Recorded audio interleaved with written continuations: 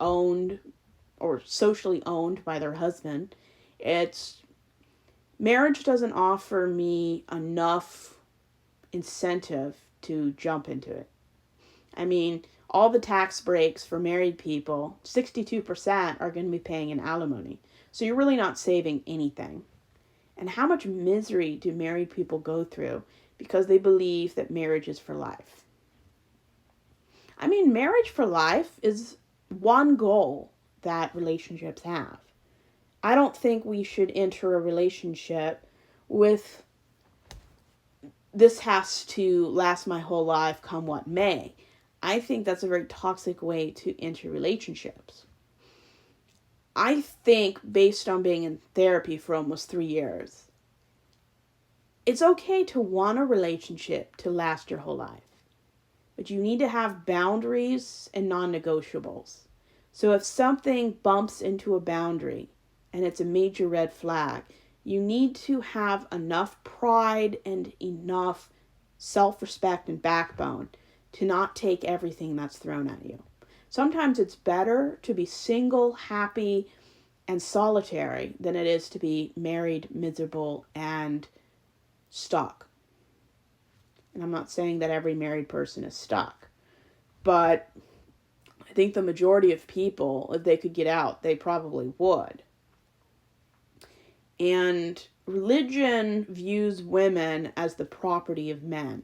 They'll deny it, but it's true.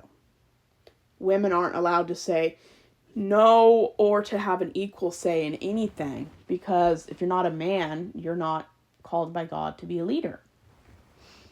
And the Southern Baptist Church really wouldn't let divorced people be in any leadership positions, not teachers, deacons, elders, pastors, because they believed in the idea that marriage ended everything and that was the thing you strive towards. They thought that if someone was married, they were a good person. Personally, I've never found that to be the case. 99 times out of 100, some of the worst men in church were married and heterosexual. I'm not saying there wasn't any good men, I'm sure there was, but my mother never swore at people that were good people in church.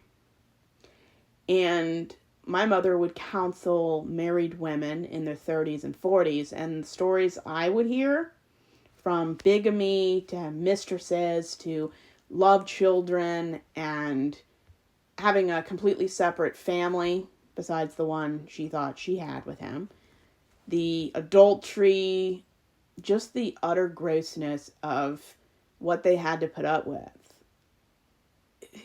is totally unbelievable unless you've been in those circumstances or have had friends who've gone through it. We need to stop as a society and in religions worshiping family, the nuclear family, straight relationships. It's one way to live. We need to start honoring single people as much as we do married people. We need to stop holding someone up as a good person because they're married. You should have no more status as a married woman than you've ever had as a single woman. And personally, I don't even like the term single. I'm just who I am. And if people have a problem with that, that's on them. There's something in our society and on all religions that just seems to villainize people, especially women, for being single. And there's nothing wrong with being single.